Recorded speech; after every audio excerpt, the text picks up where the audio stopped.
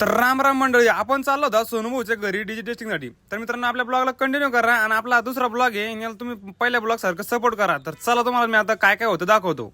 आता आलो आम्ही सोनूभाऊच्या घरापाशी. आता शरद भाऊ आणि मी गाडीच्या खाली उतरलो आणि सोनूभाऊ पण खाली उतरले. तर मित्रांनो, ही जी गाडी दिसली तुम्हाला, ही छोटी गाडी आहे आणि मोठी गाडी आहे ती बाहेर आहे.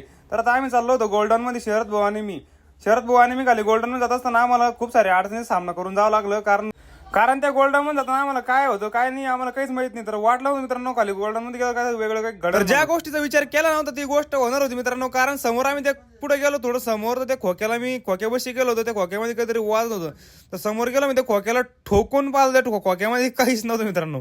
म्हटलं जाऊ द्या, काय विषय नाही. मग तिथून वापस आलो मी. समोर येताना मला हेड पण दिसलं. म्हणलं कानात घाला, पण म्हणलं नको, यात चुका टाळू शकतो. त्या भीतीने आम्ही काय केलं, म्हणलं शरद भाऊ म्हणलं बाबा तरी काम आहे, आपण बाहेर चला. शरद भाऊ मी बाहेर जाताना आम्हाला एका चिक्कूचं झाड दिसलं. चिक्कू झाडाला मस्त चिक्कू होते. म्हटलं खाऊन पहा, म्हणलं नको बाबा, कच्चे रिकामं काम होऊ शकतं. त्यानंतर आम्ही आलो बाहेर. तर मित्रांनो, आम्ही खालून चक्कर मारून येतच नाही, तर तेवढं सोनूभाऊंकडून गाडी फिरवून आणली होती, कारण इथं गाडी फिरवायला जागा नव्हती.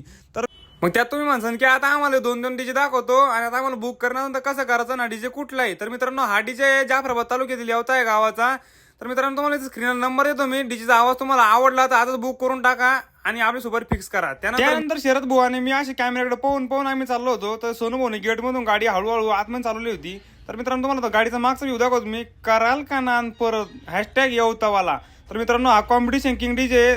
तर तुम्हाला हा डीजे बुक करता मी खाली नंबर देतो. आता जोपर्यंत आपला डीजे ओपन होत नाही तोपर्यंत तुम्हाला मी एक गोष्ट सांगतो. तर मित्रांनो, आपल्या इंस्टाग्रामला म्हणलं 10,000 फॉलोअर्स कंप्लीट आहे आणि युट्यूबला आपले 8,000 सबस्क्राईब कंप्लीट आहे. तर तुम्ही मित्रांनो म्हणसान की आम्हाला काहून सांगतोय. तर मित्रांनो, तुमचा भाऊ तुम्हाला माहिती करामती रोज तुमच्यासाठी नवीन काहीतरी घेऊन येतो.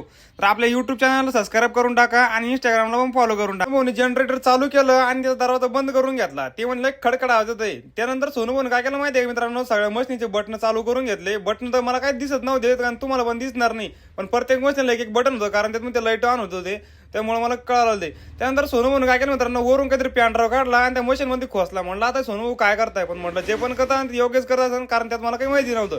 त्यानंतर त्यांनी काही ते सेटिंग करून घेतली. त्यानंतर त्याला म्हणलं आता एक गाणं लावा, म्हणलं ट्रेंडिंगचं कडक मध्ये जलवंती फुलवंती. तर मित्रांनो, आता गाणं कसं वाजतं ते तुम्ही ऐका, म्हणलं कडक मध्ये.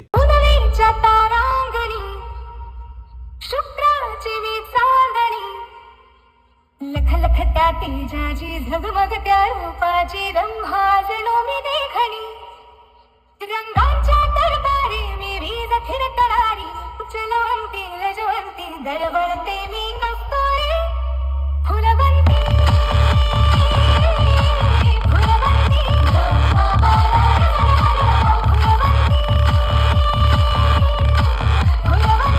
फुलवंती गाणं तर एक नंबर वाजलं मित्रांनो. त्यानंतर मला असं वाटलं की माझ्या लग्नामध्ये मी हीच गाडी लावून, पण नंतर विचार केला की मला कोण पोरकी देईल. तर लग्नाचं जाऊ दे मित्रांनो, गाडी कशी वाजली ते कमेंट मध्ये नक्की सांगा. तुम्हाला माहिती आपण डुप्लिकेट काम पाहिले बसून करत. तर सोनूभाऊ गाडी मागे रिवाज घेत होते आणि आमची शरद भाऊ त्यांना सांगत होते येऊ दे म्हणून. मला ठोकली तर घेऊ, काही विषय नाही, सगळं आपलंच घरचं आहे.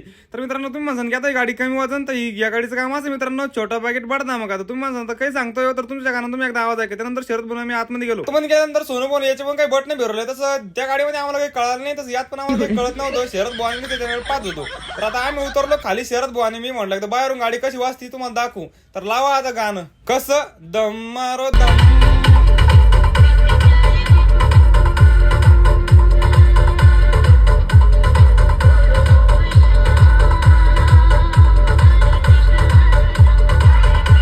तर मित्रांनो, आजच्यासाठी एवढंच बस आहे. तर मित्रांनो, धन्यवाद. तुम्ही ब्लॉगला कंटिन्यू पाहत राहिले. तर मित्रांनो, तुम्हाला ही गाडी बुक करायची असेल तर मी खाली नंबर देतो, नंबरला जाऊन कॉल करा. आजच्यासाठी एवढंच, धन्यवाद.